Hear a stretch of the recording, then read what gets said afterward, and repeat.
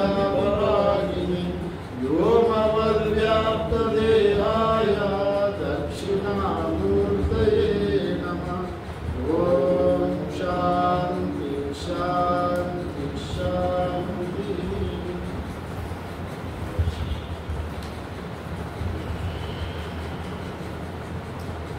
हम लोग ईशावास्य उपनिषद 7वीं मंत्र का हम लोग देख लिया था।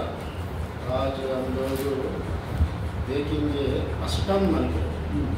अष्टम मंत्र ये है, हम जो 7 मंत्रा में जो कुछ देखा, जो ब्रह्म ज्ञान अनुभव किया गया, वो एक आत्मा भाव का, अभी उसका वो आत्मा का लक्षण क्या है, वो तो स्वरूप का ज्ञान तो हो गया उनको। वो स्वरूप किस स्वरूप में उन आत्मा का दर्शन किया, वो परमात्मा कैसा था, उनका लक्षण बताएगा। अरे वो परमात्मा का लक्षण क्या है, वो व्याप्त है, ये स्थूल सूक्ष्म शरीर से रहित होगा, स्वरूप लक्षण। हाँ, उनका स्वरूप का लक्षण उसी का यहाँ पर बताने जा रहा है। मंत्र नंबर 8वां में इसको बताने जा रहा है। उसका संगति यहाँ पर है ऐसा, वो 8वां नंबर है, सरसा परेगा इत्यादि थोड़ा बहुत भूमिका है। यो अयम अतीतै मंत्रै उक्तः आत्मा स्वस्वेन रूपेण किं लक्षण इत्याह अयम मंत्रः। मतलब अगर जो पूर्वोक्त जो बताया गया उनका आत्मा का बारे में, जो सर्वात्मा भाव का वो ज्ञानी दर्शन किया गया, वो सर्वात्मा भाव का स्वेन रूपेण किम लक्षण, उनका लक्षण क्या है, वो परमात्मा का लक्षण यहाँ पर बताने जा रहा है। वो परमात्मा का लक्षण कैसा है वो अभी इस मंत्र में है। और हम लोग मंत्र का पहले उच्चारण करें, उसका बाद में उसका अर्थ देंगे। सा पर्यगाचक्षुक्रमकायमव्रवन्, सा पर्यगाचुक्रमकायमव्रणम्, पर्यगाचुक्रमकायमव्रणम्, अस्नविरग्गं शुद्धमपापविद्धम्, अस्नविरग्गं शुद्धमपापविद्धम्, कविर्मनीषी परिभू स्वयंभू, मनीषी परिभू स्वयंभू, यथा तत्यतो अर्थान् व्याददात् शाश्वत्या समाप्यः।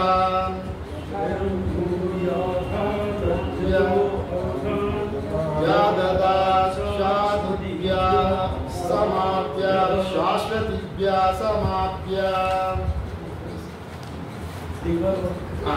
सा पर्यगाचुक्रमकायमव्रणम्, एक सा पर्यगाचुक्रा अकायम् अव्रणम् अस्नविरग्गम् शुद्धम् अपापविद्धम् कविर्मनीषी परिभू स्वयंभू याता तत्यतो अर्थान् व्याददात् शाश्वतीभ्या समाप्यः। मंत्र उच्चारण में कठिन है, इसका अर्थ एक बार इसका अर्थ दिया गया। पहले पदार्थ देख लीजिए, बाद में हम लोगों का भाष्य में जाए। सा पर्यगा चुक्रम मीन्स जो अन्वयार्थ कहा, सहा मतलब यहाँ पर सहा मतलब पुल्लिंग में है। इसको इसका भी व्याख्या भाषा में आएंगे। परमात्मा को यहाँ सहा कहा गया, सहा मतलब पुल्लिंग में है।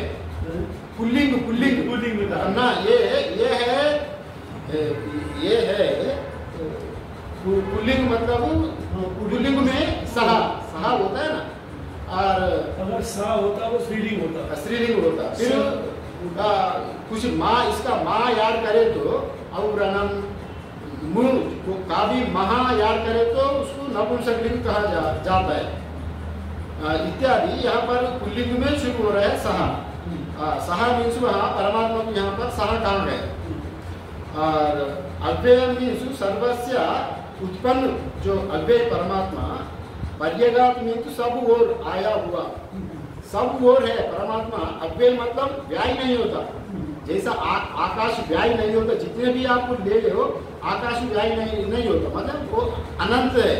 आप जितने भी बड़े रैकेट लेकर उनको रवाना करो, करोड़ों योजना, वो जाता ही जाएगा, इसलिए वो अव्यय है, अनंत है।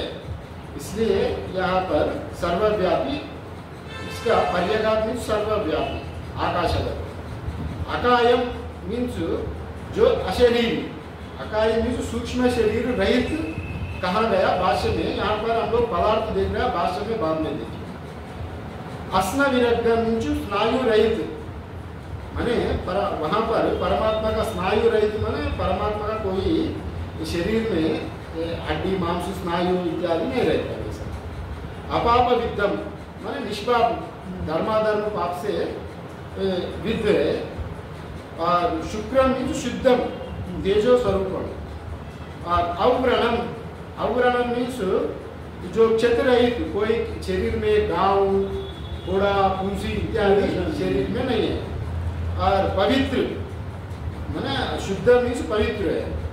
और कवि मीन्स सर्वद्रष्टा, कवि मीन्स भाष्य में दिया क्रांत त्रिकालदर्शी, क्रांतदर्शी दिया गया यहाँ सर्वद्रष्टा।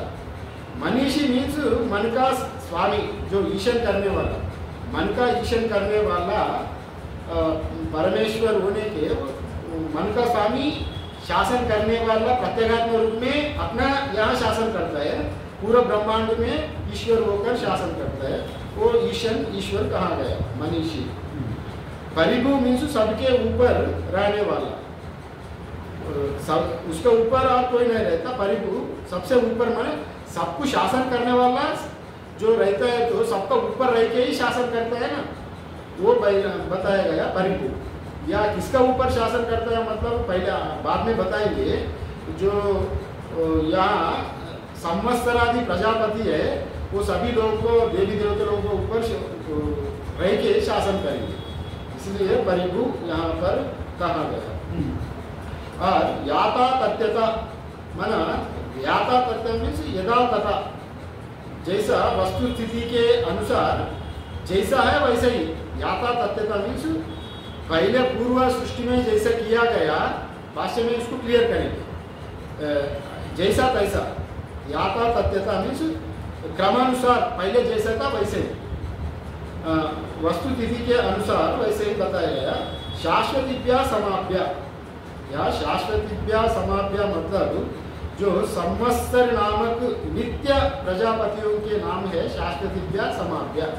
यहाँ शाश्वतीभ्या समाप्या मीन्स जो संवत्सर नामक प्रजापतियों का नाम शाश्वतीभ्या समाप्या नाम से लिया है। अर्थान मीन्स कर्तव्यों का व्याददात, विधान विभाजन कर दिया गया। व्याददात मान से अपना क्षमता का अनुसार अपना का कर्तव्यों को बांट दिया गया, वैसा अर्थ यहाँ पर लगभग आ गए। हम भाष्य में जाएंगे तो इसका पूरा हम लोगों को पता चलेगा। यहाँ पर मोटा स्तर पर क्या बोल रहा है परमात्मा का, जो पहले जो बताया गया, पहले से पूरा ये मंत्र ज्ञान का स्वरूप निरूपण करने वाला, ईशावास्य विदग्धम सर्वमेत्किंच जगत्याम जगत लेकर अभी तक पूरा ज्ञान का खंड चल रहा है, ज्ञान कांड चल रहा है। उत्तमाधिकारी के लिए जो येषणात्रयी सन्यासी का विधान यहाँ पर समाप्ति होने वाला है, मंत्र समाप्ति होगा। अगले मंत्र से कर्म कांड आएगा। इसका ज्ञान का वो अभी तक हम लोग जो कुछ हम लोग बताया, पहले एक नंबर मंत्र से, फिर 2 नंबर छोड़कर 3 नंबर से लेकर फिर 8 नंबर तक, वो परमात्मा का स्वरूप का लक्षण क्या है, उनका लक्षण इत्यादि रूप में वो कैसा कैसा रहता है, क्या करता है, उनका क्या ड्यूटी है, वो कैसा है, मैंने यहाँ बता रहे हैं। यहाँ परमात्मा असंग रहता है, जैसा स्थूल सूक्ष्म कारण शरीर संग रहित रहता है। स्थूल शरीर, सूक्ष्म शरीर, कारण शरीर से असंग रहते हैं। मतलब परमात्मा यहाँ स्थूल शरीर, सूक्ष्म शरीर, कारण शरीर ये उपलक्षण दिया गया। इसी से परमात्मा विराट से, हिरण्यगर्भ से, ईश्वर से भी अलग है स्वरूप से, क्योंकि यहाँ पर स्वरूप का वर्णन कर रहे हैं। मायोपाधिक चैतन्य ईश्वर कहा जाए। मायोपाधिक आत्मा ब्रह्म ही ईश्वर है। वो ईश्वर ही बीजाकार रूप में जब ईक्षण करता है, मैंने सृष्टि का जब ईक्षण करता है बीज रूप में, हिरण्यगर्भ बन गए। वो हिरण्यगर्भ में जब पूरा अंकुरित हो गए तो विराट हो गए। समझ लिया? जैसा परमात्मा यहाँ पर स्थूल सूक्ष्म कारण शरीर से अतिरिक्त भिन्न है। मतलब स्थूल शरीर जागृत, वो स्थूल शरीर नहीं है, वो सूक्ष्म शरीर नहीं है, वो कारण। हाँ, यही वर्णन कर रहा है। अब स्थूल शरीर का अभिमानी जागृत अवस्था स्थूल शरीर का अभिमानी होता है, और कारण ये सूक्ष्म शरीर का अभिमानी जो स्वप्न में, सूक्ष्म शरीर का अभिमानी भी परमात्मा ही है। माने सूक्ष्म शरीर में जो कुछ कर रहा है, फिर कारण शरीर में जो अविद्या का साक्षी होकर भी परमात्मा ही है। हाँ, किंतु वो स्थूल शरीर में स्थूलत्व नहीं है, कारण सूक्ष्म शरीर में वो स्वप्न भी नहीं है, कारण शरीर में अविद्या रूप वो स्वप्न भी नहीं है। उसका अतिरिक्त परमात्मा उसका साक्षी है। और व्यष्टि लेवल में ये, समिष्टि लेवल में और स्थूल प्रपंच परमात्मा नहीं, सूक्ष्म प्रपंच में हिरण्यगर्भ भी परमात्मा नहीं, जो कारण प्रपंच ईश्वर भी परमात्मा नहीं। माने इसका अभिन्न स्थूल सूक्ष्म कारण व्यतिरिक्त परमात्मा वो स्वरूप है। परमात्मा का स्वरूप वो निर्गुण निराकार ब्रह्म। वो पहले ही हम लोग उपोद्घात में देखा, निर्गुण निराकार ब्रह्म का यातात्म स्वरूप। पहले ही आप याद है नहीं है जानता नहीं, ब्रह्म का यातात्म स्वरूप बताते हुए ब्रह्म एकत्वम, निर्गुणत्वम, अपापविद्धम, शुद्धम इत्यादि लक्षण बताया गया। वही लक्षण अभी उनका स्वरूप का, उनका पूरा स्वरूप यहाँ पर बता रहा है। इसी का माध्यम से पूरा विस्तार से भाष्य में जाए तो हम लोगों को पता चलेगा। और एक बार भाष्य देख लेंगे तो यहाँ पर सहा भाष्य में देख लेना। सहा मीन्स परमात्मा। परमात्मा को यहाँ सहा रूप में पुल्लिंग में यहाँ पर बताया गया। इसको फिर बीच में भाष्य में आता है, इसको बीच में नपुंसक लिंग शब्द भी उपयोग किया गया। फिर उसको सबको पुल्लिंग में ही करना है, किंतु उपक्रम उपसंहार जैसा होता है, बीच में जो कुछ आता है वो सब एक जैसे ही होना चाहिए। वो विधि वैसा विधि है। यहाँ पर सहा मीन्स परमात्मा, यथोक्त आत्मा।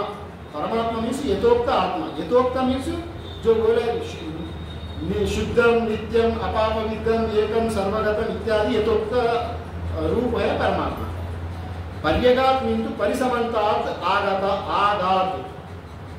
पर्यगात मीन्स परिसमन्तात् आगात गतवान आकाशवत व्यापी इत्यर्थः। मीन्स ये परमात्मा का कैसा रहता है, उन व्यापक होने के नाते उनको परिसमन्तात् पर्यगात कहा गया।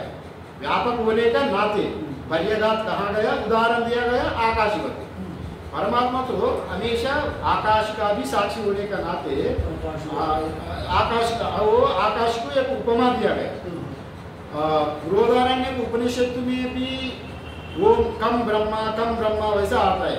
माने ब्रह्मा का ही आकाश का ही लक्षण एक ही बताता है वहाँ, क्योंकि ब्रह्मा का आकाश का जितने, ब्रह्मा का जो आकाश का जितने गुण है, ब्रह्मा का भी उतने गुण है। ब्रह्मा भी एकम है, वो निर्गुण है, वो सर्वव्यापक है। आकाश भी एक भी है, निर्गुण है, सर्वव्यापक है, वो शुद्धम है। आकाश भी शुद्ध है, वो नित्यम है। मगर यहाँ एक ही कमी है आकाश में, आकाश का ज्ञान नहीं है।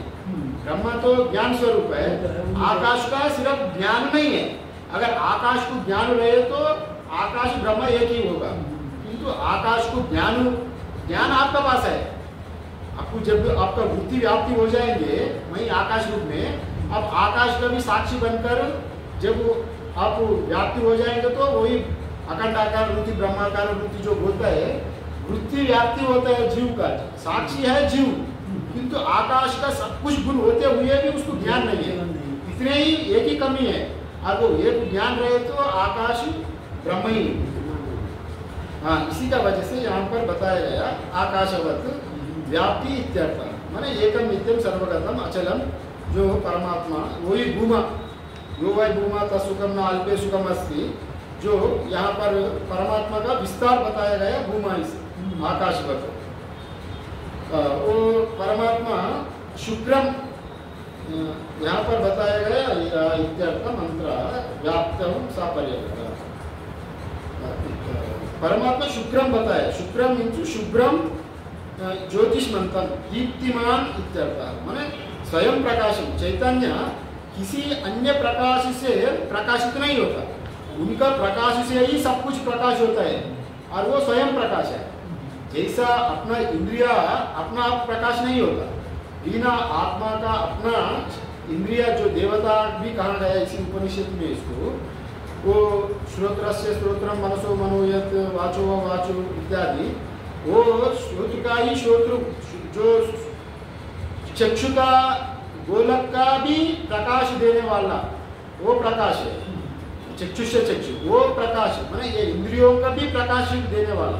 इंद्रिय तो शरीर को प्रकाश दे रहे हैं, किंतु इंद्रियों को जो प्रकाश दे रहा है, मन को बुद्धि को प्रकाश देने वाला वो प्रकाश है, वो शुद्ध है, वो परमात्मा। माने ये अपना व्यष्टि शरीर में शरीर का जो कार्यकरण संघात का जो साक्षी है स्वरूप अपना प्रत्येगात्मा है। पूरा पृथ्वी में जो समिष्टि लेवल में ये पूरा ब्रह्मांड को जो स्वरूप का ज्ञान दे रहा है शुद्धम, वो परमात्मा यहाँ पर वो स्वयं प्रकाश चैतन्य है इत्यादि। शुभ्र को ज्योतिष्मान है, दीप्तिमान इत्यादि। दीप्तिमान मीन्स जैसा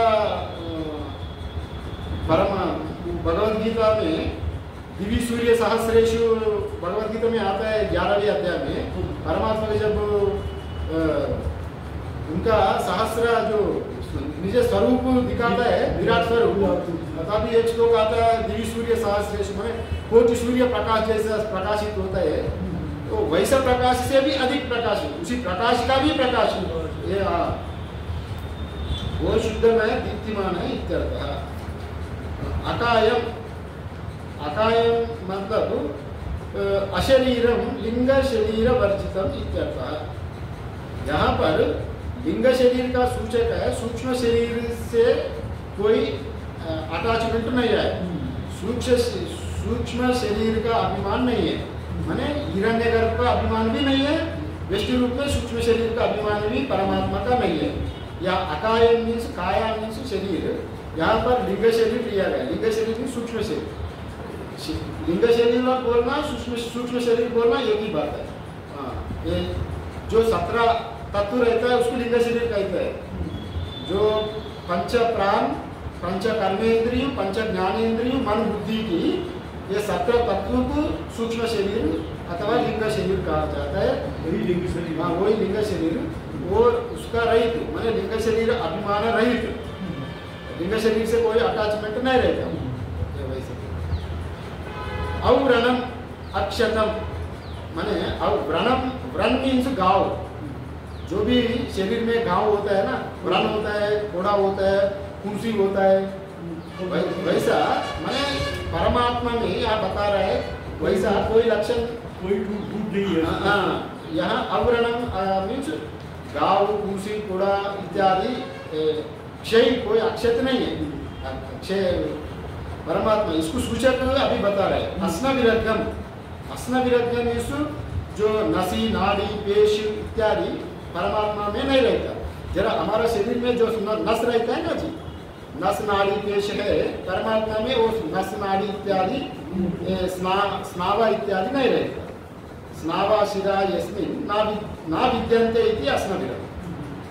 हाँ, भाषा में क्लियर किया गया, अस्न विरद्धम स्नावाः शिराः यस्मिन् ना विद्यन्ते इति अस्न विरद्धम। माने ये शरीर में नाड़ी पेश नस स्नाव इत्यादि नहीं रहते, माने ना विद्यन्ते। अव्रणम अस्नविरम इति जो बोला पहले, व्रणम बोला ना, अव्रणम अस्नविरम, ये दोनों प्रत्ययाभ्याम आभ्याम स्थूल शरीर वर्जितम।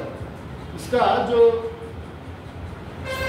यहाँ पर आपको समझ लेना, स्थूल शरीर में ही व्रण होता है, स्थूल शरीर रहे तो ही नस पेश इत्यादि होता है, ये सब नहीं है तो यहाँ पर परमात्मा स्थूल शरीर वाला नहीं है।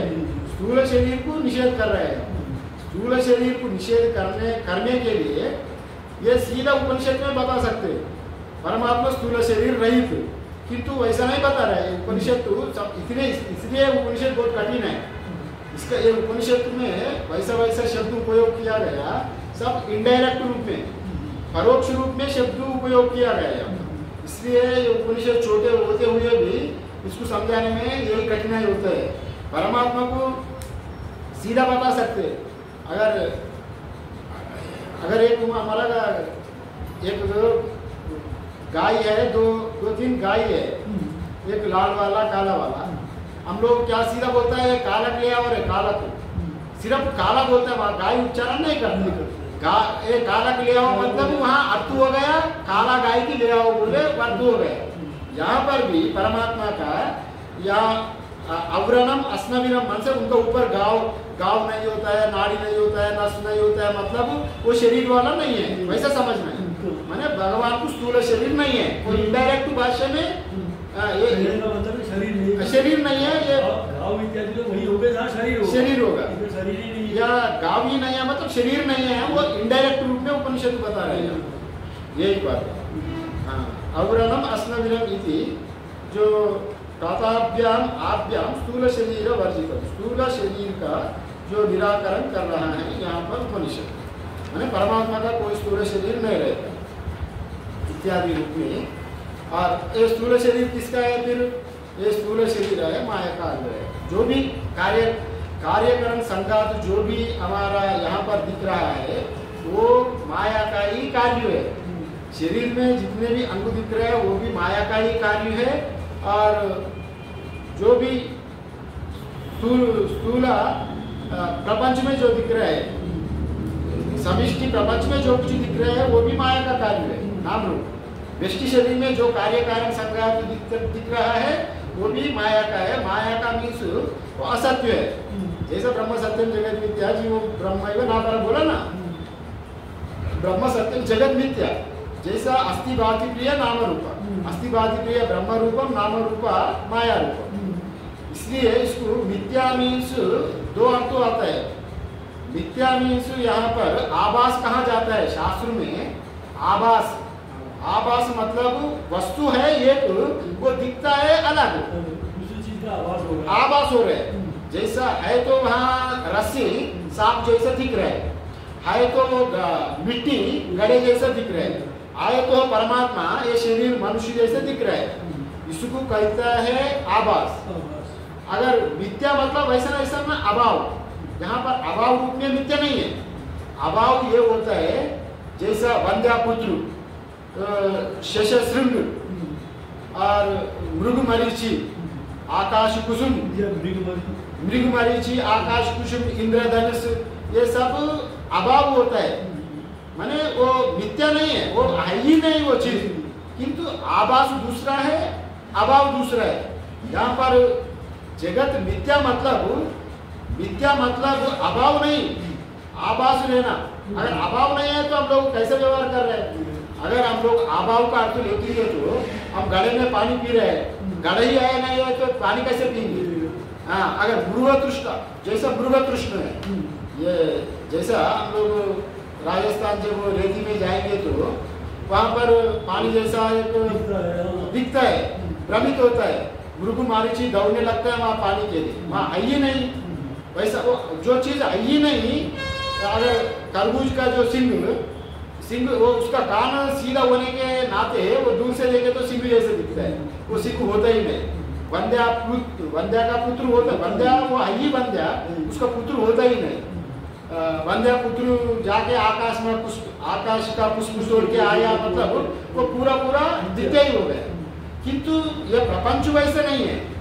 प्रपंच में आभास है, मतलब वो चीज है एक, दिख रहा है एक अलग, इसी का ही आभास कहा जाता है। तो वहाँ रस्सी दिख रहा है सांप जैसा, भ्रम हो रहा है तो परमात्मा हम सभी रूप में अस्थि भाति रूप में वही परमात्मा ही सभी का अस्तित्व है, वही बास रहा है। जो मैं हम लोग पहले ही 5 नंबर मंत्र में देखा, वहाँ कोई कार्य कारण बोल के कुछ ही नहीं, कार्य ही कारण रूपेण भास रहा है। कारणम व्यतिरिक्त कार्यम नास्ति। जो कुछ प्रपंच में है वो परमात्मा ही प्रपंच रूपेण भास रहा है, माने वो जो भास रहा है उसका ही आभास कहा जाता है। हाँ, वो आभास माया का अंश है, किंतु स्वरूप में ये सब नहीं है। अब जैसे जागृत स्वप्न सुषुप्ति अभी जो कुछ दिख रहा है वो माया का कार्य है, क्योंकि ब्रह्मा कार्य में होते हुए भी कार्य से अलग है। जैसा सोने आभूषण में रहते हुए भी सोना कभी आभूषण नहीं बना, सोना सोना रूप में ही है, आभूषण माया रूप में है। हम लोग ये डिजाइन अपनों को गहना पहन के ये आभूषण नाम के हम लोग आकर्षित हो रहे हैं, नाम रखा है, उसका उपयोग कर रहा है उसी नाम से, एक रूप दे करके उसको नाम दे दिया। इतने नाम रूप ही संसार है। जिसे ही अपना मनुष्य रूप, गधा रूप, हाथी रूप, ये जितने ब्रह्मांड में रूप है वही आत्मा का ही रूप है, किंतु आत्मा कभी ये रूप नहीं बना, ये समझ लेना। आत्मा कभी रूप नहीं बना, किंतु सभी रूप में ही आत्मा ही है, किंतु बिना आत्मा रूप होता ही नहीं। अब उस दिन आप बताए थे ना, गड़े खरीदने के गए तो वो मिट्टी दे रहा, तो आपको मिट्टी नहीं चाहिए, गड़ा चाहिए। यहाँ पर बिना मिट्टी का गड़ा होता ही नहीं, बिना कारण का कार्य होता ही नहीं। समझ गए आप? कुछ पूछ रहे? कुछ समझ में आया? तो आप भी कोई भी प्रश्न पूछना है तो आराम से पूछ सकते हैं। हाँ, व्यवहारिक रूप में। हाँ, ये भी बताया था, 3 प्रकार का सत्य बताया था पहले भी। ये पारमार्थिक सत्य, प्रातिभाषिक सत्य, व्यवहारिक सत्य। ये हम लोग जब तक व्यवहारिक का ज्ञान है, ये पिता पुत्र हम लोग काम कर रहा है, ये कर रहा है, ये व्यवहारिक सत्य कहा जाता है।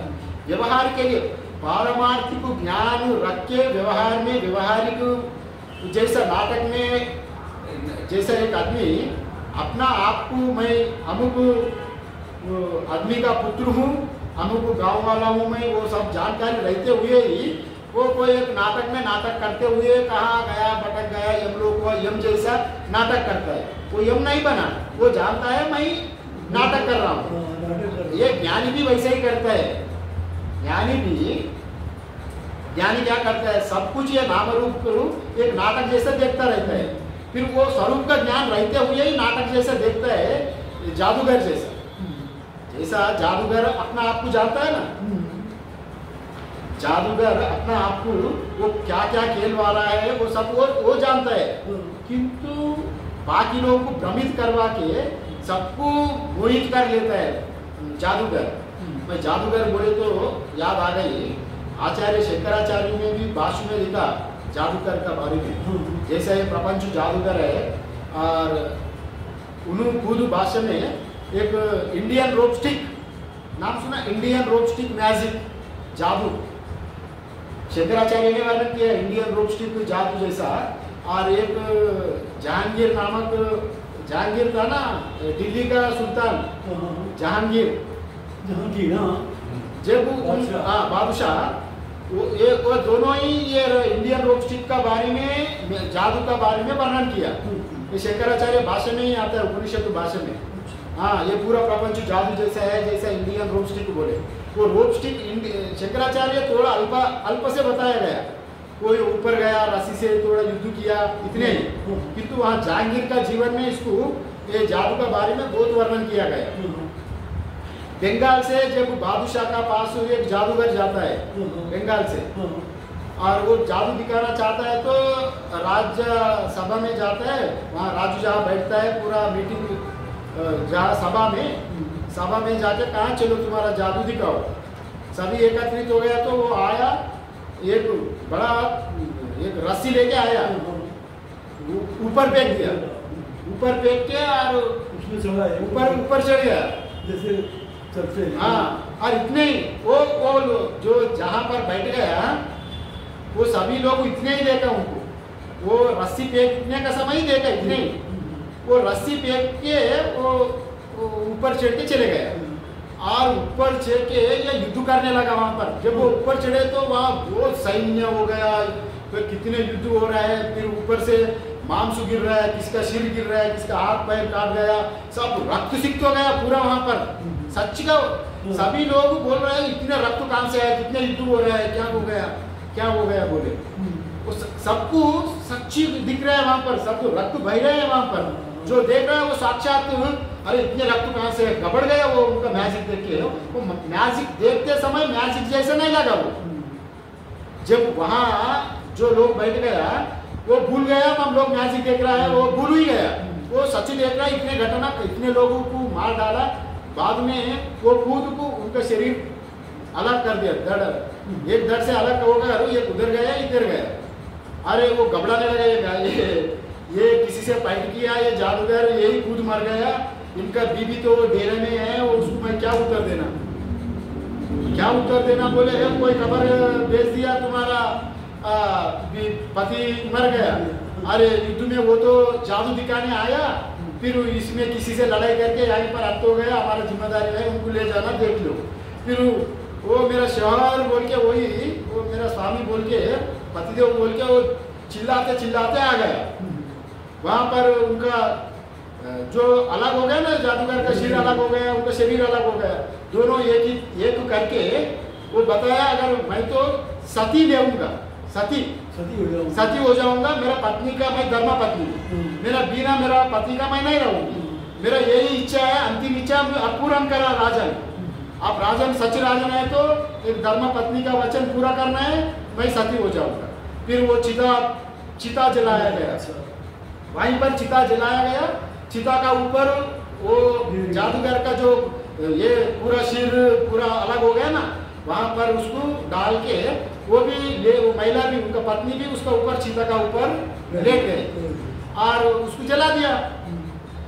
जलाया तो पूरा जल गई, पूरा जल गए, जल गए। तो जलने के बाद वो लोग घबड़ गए, इतने हो गया, वैसा इतने वो जादू दिखाने आया, सभी हाय हाय कर रहे हैं वहां, जितने युवरानी राजा परिवार हो गया, सभी परेशान होके घबड़ गया।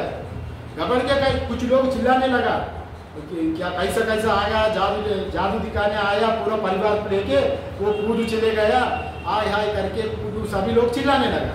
तभी वो वहीं पर बैठा था पीछे, जो जादू दिखाने आया, जब ऊपर में जोड़ी फेंक दिया तब भी सबका आंख में पट्टी हो गई, मैंने काबू में लाया उनका जादू का।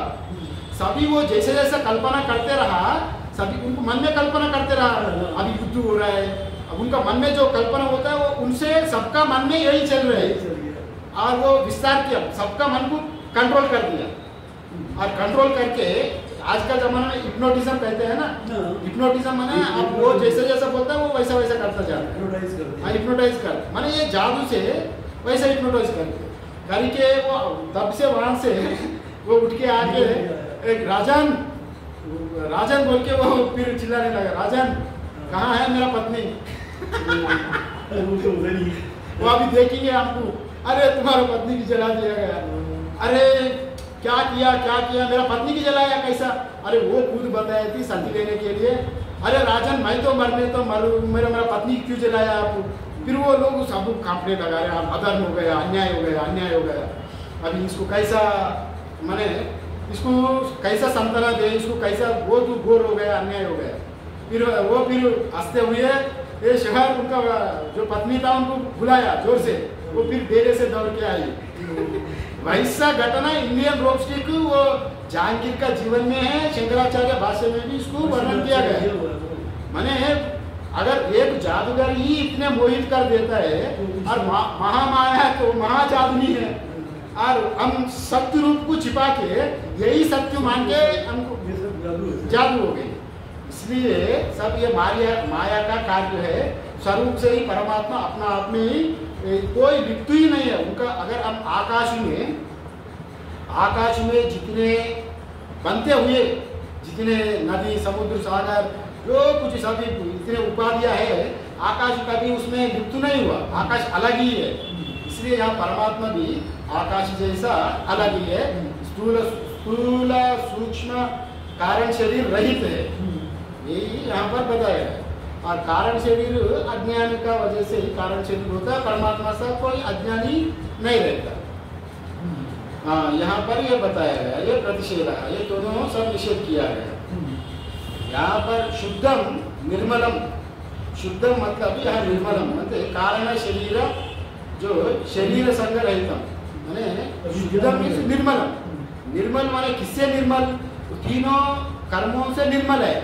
जैसा संचित कर्म, आगामी कर्म, प्रारब्ध कर्म से ये तीनों कर्मों से रहित है परमात्मा। शुद्धम मीन्स अविद्या मल रहितम। अविद्या मल मतलब क्या है? प्रारब्ध ही, संचित कर्म ही अविद्या है। अविद्या कहाँ रहते हैं? कारण शरीर में रहते हैं। कारण शरीर अब जब प्रलय हो जाएंगे, शरीर को छोड़ के मर जाएंगे, तब हमारा जन्म जन्मों से किया हुआ पाप पुण्य अपना अंतःकरण में रहता है, वो कारण शरीर।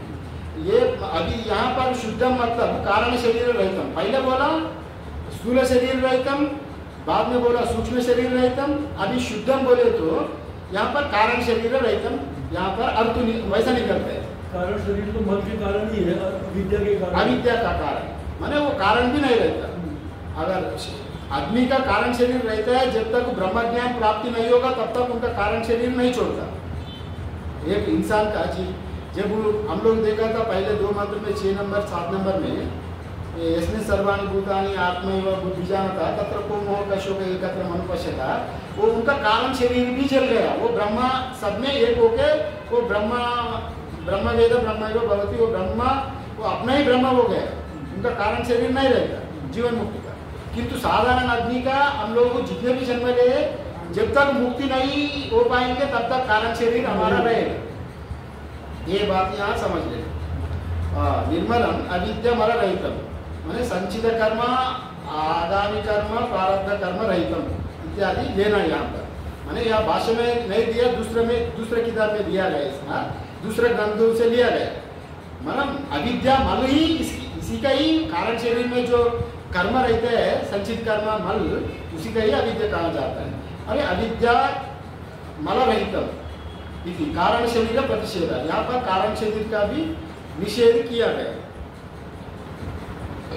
अपाप विद्यम, अपाप विद्यम यहाँ पर धर्माधर्मादि पापा वर्जितम इत्यादि लिया गया। माने अपाप विद्या पाप पुण्य से रहित है परमात्मा। वैसे ही अपाप विद्या माने वही तीनों कर्मों से लेपायमान नहीं होता, पाप पुण्य से रहित है परमात्मा को। पाप पुण्य दोनों ही नहीं लगता। धर्माधर्म भी से रहित है। वो धर्माधर्म नीचे लेवल में ही है। वो धर्माधर्म का पोंछ धर्म अर्थ काम, ये तीन धर्म एक कैटेगरी में आता है। मोक्ष अलग परम पुरुषार्थ है।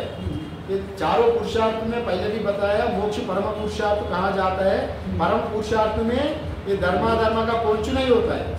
इसी का ये लोअर कैटेगरी। आप जितने भी धर्म करेंगे अंतःकरण शुद्धि के लिए धर्म उपयोगी है। यज्ञ करो, हवन करो, यज्ञ दान तप कर्म अत्याज्यम कार्य विवतत यज्ञोदानम तपच्चैव पावनानि मनीषिणा। यज्ञ दान हवन तप करे तो मन को पावनानि मनीषिणा, पावनानि माने अंतःकरण शुद्धि होता है। इतने ही उसका पहुंच है, किंतु ज्ञान प्राप्त नहीं करवाता है। आप यज्ञ करो, दान दो, तप करो, ये सब आत्मज्ञान नहीं देने वाला। इसका पहुंच अंतःकरण शुद्धि के ही शुद्धि करने वाला ही है। जैसा आप गड़े लाया, गड़े को धो के रख दिया, फिर गड़े में भरना है तो आपका पास सामग्री नहीं, दूध नहीं है, इसमें घी दूध अमृत से गड़े भरना है ना।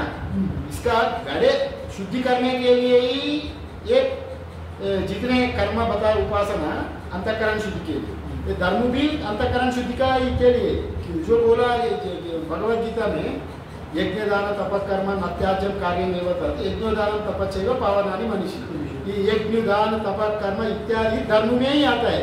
धर्म कैटेगरी वो अंतःकरण का शुद्धि करता है। निष्काम करे तो, फिर वही सकाम करे तो फिर आप ब्रह्मलोक जाएंगे, स्वर्ग जाएंगे। अगर वो सकाम उपासना करे तो आपको स्वर्ग प्राप्ति, ब्रह्मलोक प्राप्ति पर्यंत जाके वहाँ आनंद लेंगे। सकाम करे, निष्काम करे तो अंतःकरण का शुद्धि होगा। ये यज्ञ दान तप करे, ये धर्म ही है। किंतु परमात्मा धर्माधर्म से अधिक है, अलग है। धर्माधर्म से रहित व्यतिरिक्त है, इसलिए उनको पुण्य पाप नहीं लगता। आप धर्म कैसा आता है जी? धर्म करे तो पुण्य आता है, अधर्म करे तो पाप आता है। ये धर्माधर्म रहित मतलब पुण्य पाप से रहित है। इसलिए मैं उस दिन उन्हीं एक श्लोक सुनाया था महाभारत से। महाभारत के एक श्लोक पढ़ के सुनाया था, तेज धर्मम अधर्मम च उभे सत्यानुत तेजा उभे सत्यानुत त्यक्त्वा येन तेजसी तत्तेजा। तेज धर्मम अधर्मम च, धर्माधर्म दोनों ही त्याग कर लो। उभे सत्यानुत तेज, सत्य भी त्याग लो, नित्य भी त्याग दो, क्योंकि परमात्मा सत्य का भी साक्षी है, असत्य का भी साक्षी है। इसलिए सत्यासत्य धर्माधर्म परमात्मा को ले पायमान नहीं होता। आप धर्म ही कहो, वैसा परमात्मा में नहीं चलता। ये सत्यम वदा धर्मम चरा इत्यादि ये उपासना में आता है, शुद्ध हो जाने के लिए शिक्षा वाली में आता है। तैत्तिरीय उपनिषद में शिक्षा करने में लोक व्यवहार के लिए सत्यम वदा धर्मम चरा मातृदेवो भव पितृदेवो भव इत्यादि। अगर निष्काम भाव से करेगा तब वो अंतःकरण शुद्ध होगा, नहीं तो अगर सकाम भाव से करेंगे तो कामनाएं पूरी होगी लेकिन मुक्त तो होगा, मुक्त नहीं होगा। फिर अब मुक्त होना है तो अंतःकरण को शुद्धि करके ज्ञान प्राप्ति के लिए तेषां सततयुक्तानां ददामि बुद्धियोगं तं तेन माम् उपयन्ति। तेषां सततयुक्तानां भजतां प्रीतिपूर्वकं ददामि बुद्धियोगं तं तेन माम् उपयन्ति। माने हमको जो सतत हमेशा हमको भजन करता है, तेषां सततयुक्तानां भजतां प्रीतिपूर्वकं, जो प्रीतिपूर्वक से हमको हमेशा भजन कर रहा है उनको ददामि बुद्धियोगं का इतने तक है। माने ईश्वर का पूजा करे तो हमको ज्ञान में प्रवेश करा दे, मुक्ति नहीं होगा। अंततः ज्ञानादेव कैवल्य। यहाँ बुद्धि योग मीन्स आप क्रम मुक्ति तक भी जाएंगे, फिर बाद में आपको ब्रह्मलोक जाने का तक भी मदद करेंगे। हिरण्यगर्भ जब जैसा सूर्य लोक में आवागमन करने का उपाधि जैसा जो सब कुछ वो रास्ता जैसा शुक्ल गति से जाता है, जीव मरने का बाद ब्रह्म मुक्ति के लिए ब्रह्मलोक जैसे जाता है, उसमें भी ईश्वर का मदद आपको मिलेगा। किंतु अंततः आप ब्रह्मलोक जाके वहां पर मोक्ष प्राप्त करेंगे। वो सब कुछ ईश्वर का अनुग्रह से होगा, किंतु आपको मुक्ति नहीं। मुक्ति इसलिए बोला तेषां सततयुक्तानां भजतां प्रीतिपूर्वक। जो भी हमको प्रेम से पूजा कर रहा है, भक्ति से हमको बज रहा है, उनका अंतःकरण में शुद्धि करके बुद्धि योग देऊंगा, ज्ञान में प्रवेश करूंगा। इसलिए मोक्ष करूंगा वैसा नहीं बोला। इसी का वजह से भी धर्माधर्म से परमात्मा का कोई ले पायमान नहीं होता। धर्माधर्म पुण्य पाप से अतीत है, परमात्मा का लक्षण है, स्वरूप बता रहे हैं। परमात्मा वैसा स्वरूप वाला है। वो धर्माधर्मादि पापा वर्जित। शुक्रम इत्यादि वचांसी पुण्य, ये अभी जो मैं बताया था ना, अभी मैं इसको थोड़ा बहुत भाषा देखूँ। शुक्रम इत्यादि वचांसी पुल्लिंगत्वेन परिमेयानि इत्यादि। मैंने शुक्रम इत्यादि वचांसी पुल्लिंगत्वेन परिमेयानि। सा पर्यगान इति उपक्रम्य। पहले श्लोक शुरू किया था सा पर्यगा शुक्रम, पहले शुरू हो गया। मैं पहले बताया ना, परमात्मा का नाम सा नाम से आया। सा मतलब पुल्लिंग, उपक्रम मतलब जो शुरुआत हो गई सा से, सा पर्यगा वो पुल्लिंग है। सा पर्यगान इति उपक्रम्य कबीर मनीषी, जहाँ पर जो श्लोक में वह उपसंहार हो रहा है। जहाँ पर उपक्रम उपसंहार माने स्टार्टिंग पॉइंट एंडिंग पॉइंट एक जैसा हो जाए तो बीच में जो कुछ होता है तो उपक्रम उपसंहार का जैसा हो रहा है उसी में ही अनुसूचित होना चाहिए, भाई वैसे उसको अनुसरण करना है। यहाँ पर ये भी बता रहे सा पर्यगान इति उपक्रम्य कबीर मनीषी इत्यादिना पुल्लिंगत्वेन उपसंहारा। यहाँ जैसा अभी श्लोक देखेंगे आपको समझ में आए। यहाँ पर सा पर्यगा चुक्रम, सा मीन्स पुल्लिंग है, पर्यगा चुक्रम, जो चुक्रम मतलब शुक्र होना चाहिए, शुक्र होना चाहिए। अकायम आया, पुल्ली नपुंसकलिंग आया, अकायम अकाया होना चाहिए। अव्रणम मतलब अव्रणा होना चाहिए, अव्रणम हो गया यहाँ पर। अस्न विरगम माने मकार आ गया ना, जहाँ मकार होता है तो यहाँ पर नपुंसकलिंग है, जैसे शुद्धम शुद्ध होना चाहिए, इसलिए ये सबको वैसा होगा, शुद्ध होगा। यहाँ पर अपा, यहाँ पर अस्न विरग शुद्धम अपापविद्धम शुद्धम पाप कविर जो कुछ है ना चुक्रम, ये चुक्र होना चाहिए, अकायम नहीं होगा, या मान मकार नहीं होगा, अकाया होगा, अब व्रणम नहीं होगा, अब व्रणा होगा इत्यादि, ये सब पुल्लिंग में ही होगा ये बताया। क्योंकि उपक्रम उपसंहार का वजह से बीच में जो कुछ नपुंसक लिंग है वो भी पुल्लिंग में इसका लेना चाहिए, अर्थ को यहाँ पर बताया गया। इसको समझ लिया ना? हाँ, यहाँ पर कवि मन से यहाँ पर त्रिकालदर्शी क्रांतदर्शी जा सर्वदृक उपनिषद भी बताया गया, नान्य तोस्ति दृष्टा इत्यादि श्रुते। त्रिकालदर्शी मीन्स यहाँ पर जो भूत भविष्य वर्तमान काल का ज्ञान होने वाला, माने यहाँ पर कवि मतलब ईश्वर की कवि कहा गया, दूरदृष्टा। हाँ, दूरदृष्टा माने प्रलय का पूरा का ज्ञान है, सृष्टि का पूरा ज्ञान है। जब प्रलय का भी रहते हुए प्रलय का ज्ञान है, सृष्टि स्थिति लय का ज्ञान होने वाला, भूत भविष्य वर्तमान का ज्ञान जिसका होगा उसी का नाम है क्रांतदर्शी, कवि नाम से लिया गया। तो यहाँ पर कवि मतलब परमात्मा का ही सबका ज्ञान रहता है। यहाँ पर कौन क्या कर रहा है, किसी अंतःकरण में क्या हो रहा है, सबका अंतःकरण का साक्षी होने के नाते स्वरूप से ही वो सब कुछ ही पता चलता है। अगर हम लोग छुप के कुछ गलत किया, कोई नहीं है, हम ही है, कोई नहीं है, कुछ गलत कर दिया, अरे कोई नहीं देखा, कोई नहीं देखा तो अपना तो आप है ना, अपना आप को तो देख लिया ना, अपना अंतरात्मा में जो प्रत्येगात्मक रूप में जो साक्षी है वो तो खुद साक्षी है, वही साक्षी है, वो परमात्मा ही सबका अंतःकरण रूप में शासन कर रहा है। व्यष्टि शरीर में शासन कर रहा है परमात्मा, समिष्टि शरीर में ही शासन कर रहा है परमात्मा, वो समिष्टि ही व्यष्टि अंतःकरण में है। इसलिए हर तरंग में जो जैसा हर बूंद में पानी है, हर घट में आकाश ही है, हर उपाधि में ही परमात्मा ही है, प्रत्येगात्म रूप में वही साक्षी है। और हम जो भी गलत कर रहे हैं तो हम लोग सोच रहे हैं कोई नहीं देख रहा है, किंतु वैसा बात नहीं होगा। नहीं, वो एक पुराण में कथा आती है, चित्रगुप्त, आपने नाम सुना?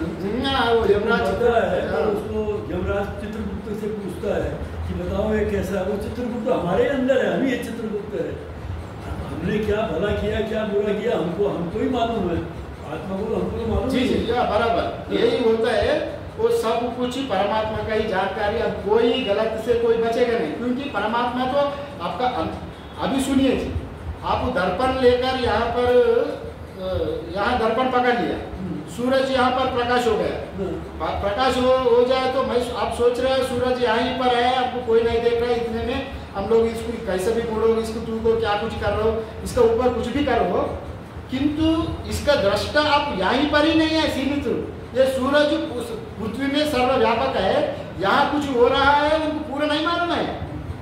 आप सोच रहे हैं इसमें ये सूरज का ही ये उपासना कर रहा है, उसको अच्छा बुरा जो कुछ कर रहा है, यहाँ को सबको उनको ज्ञात होगा ना, क्योंकि एक ही सूर्य का प्रतिबिंब रश्मि यहाँ पड़ा, वो सर्वव्यापक भी वही है। अब आपका अंतःकरण का साक्षी जो परमात्मा है, तो सभी अंतःकरण का साक्षी वही है, वो व्यष्टि में समिष्टि में।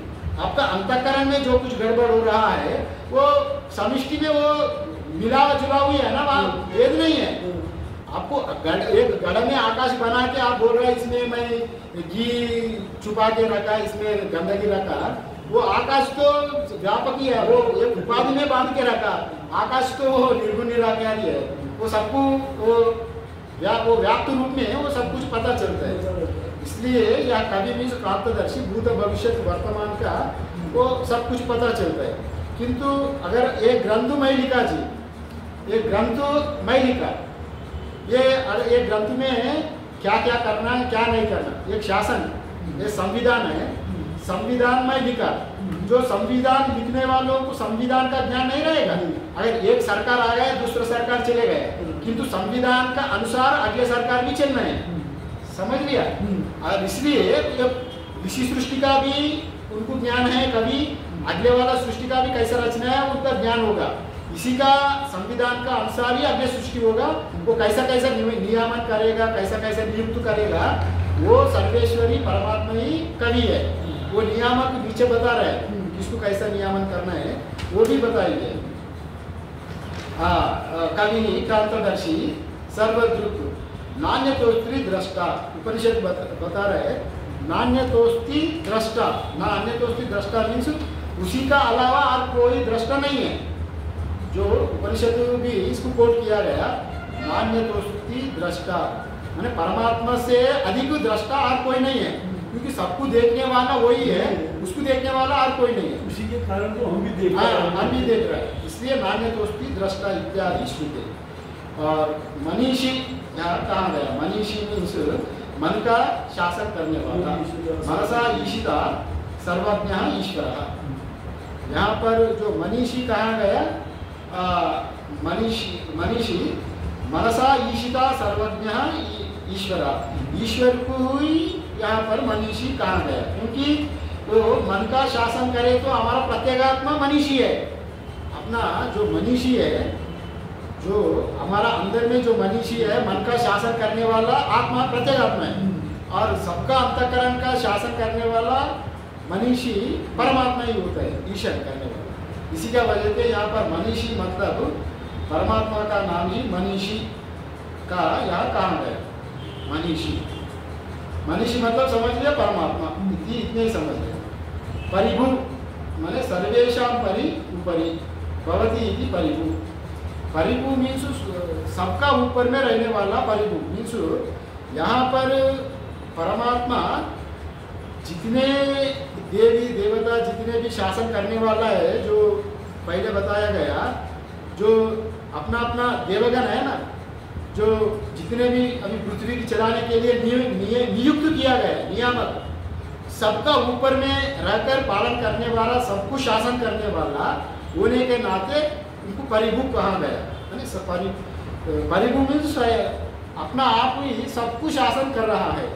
और जैसा एक ऑफिस में एक सीईओ है, सीईओ माने चीफ एग्जीक्यूटिव ऑफिसर है एक कंपनी में, और विभिन्न डिपार्टमेंट है, उनका अंदर में कई ऑफिसर्स है, किंतु सबका ऊपर नजर उनको रहता है ना, कहाँ क्या क्या हो रहा है उनको रिपोर्ट करना पड़ता है सबका ऊपर रहने के नाते। यहाँ भी परमात्मा पूरा ब्रह्मांड का ही यहाँ नियुक्त किया गया, ब्रह्मांड में क्या क्या हो रहा है उनका सबका साक्षी दृष्टा होने के नाते सबका ऊपर परिभू, ऊपर रहने वाला यहाँ पर बताया गया। परिभू मीन्स सर्वेशा परि उपरि भवति इति परिभू। स्वयंभू यहाँ पर इसको बता के शेष करेंगे, समय भी खत्म हो रहा है। स्वयंभू मतलब स्वयं एव भवति इति, येषाम् उपरि भवति याचा उपरि भवति सा सर्वः स्वयं एव भवति इति स्वयंभू।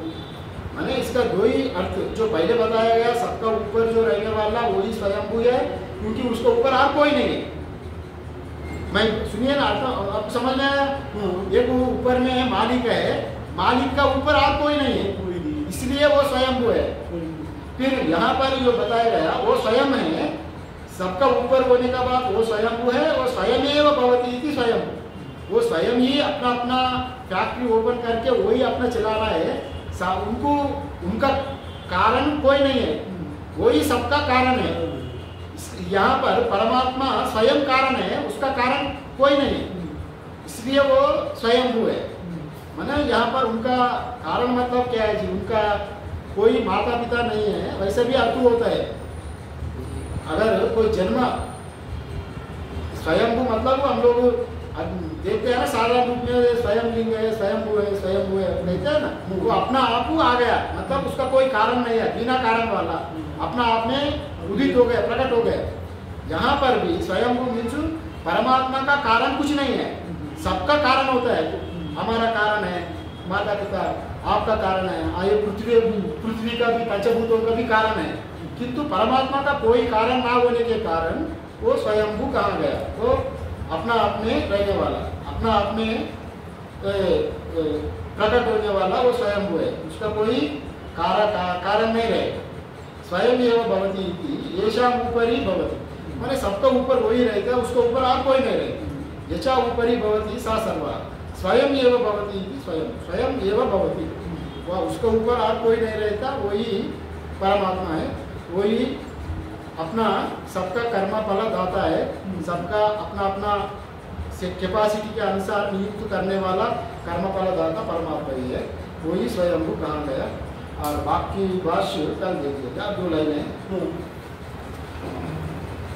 ओम पूर्णमदा पूर्णमिदं पूर्णात् पूर्णमुदच्यते पूर्णस्य पूर्णमादाय पूर्णमेवावशिष्यते। ओम शांति शांति शांति। शंकरं शंकराचार्यं केशवं बादरायणं शूद्रभाष्यात्मकौ वन्दे भगवन्तो पुनः पुनः। ईश्वरो गुरुरात्मेति मूर्तिभेदाविभागिने व्योमवद्व्याप्तदेहाय दक्षिणामूर्तये नमः। ओम शांति शांति शांति।